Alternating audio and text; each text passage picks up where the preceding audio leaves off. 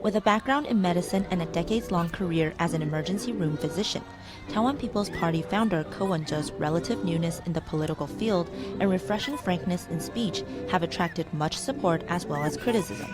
In Taiwan, when people look at Wen-je, they often forget he is always improving, and he is always changing. His evolution is quite fast. Interestingly, his outsider status didn't deter the public. Particularly among the youth, his charisma and policies found a deep resonance. This was evident in 2014 when he clinched a win in the Taipei mayoral elections, outshining established politicians. Riding on this momentum, he then founded the TPP, creating waves as the party gears up for its first presidential bid this year.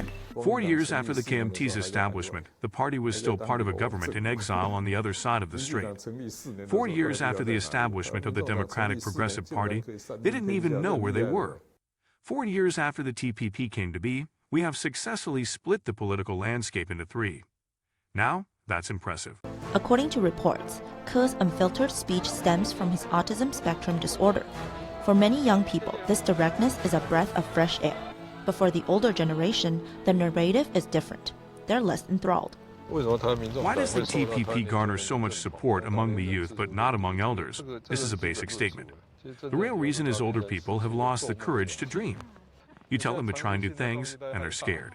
Such blunt remarks often ruffle feathers, especially among veteran politicians and peers in rival parties. Honestly speaking, I don't fit in with Taiwan's political field. I shine too brightly. This is also a weakness of being a one-person party. When stacked against DPP and KMT stalwarts, Ke admittedly battles against the odds due to his smaller support base. Yet, his commitment is clear. He champions directness and crafts policies that underscore interaction among Taiwanese citizens. Leading the TPP, Ke's dedication is unwavering. He not only demands excellence from himself, but from those around him as well.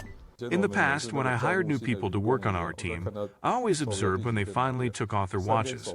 For those who didn't take off their watches within 3 days, meaning didn't work overtime, most would be scrapped in the end. Regardless of gender or age, he always looks at your abilities in the initial stages. He will then build trust with you through subsequent interactions. He won't give you too much power or responsibility at once. His high bar has its consequences too. Zhou Yusho, his campaign director, faced Ke's critique when he missed the mark on an event backdrop, being labeled as unreliable.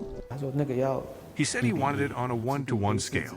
When we saw it, it was only slightly bigger than an A4 paper. I was immediately summoned and admonished as unreliable. I explained I told them to make it an adequate scale. He asked what that meant. He said 1-to-1 scale means 1-to-1 scale. Half means half. He said traditional politicians, like you always, make speaking an art. Just say what they mean. Why do we have to make so many twists and turns, so many veiled remarks and hints? If I was operating on hints, it won't take long before the patient dies on the table. But through it all, Ke's candor remains his hallmark. Coupled with an emphasis on efficiency, he paints a picture of consistency and adaptability as the election looms. And as the clock ticks down to the election day, the choice rests with the voters. Does Ke's vision match their hopes for Taiwan? Liu Jiaying, Ke Shengshong, Vivian Xiao, TVBS World Taiwan.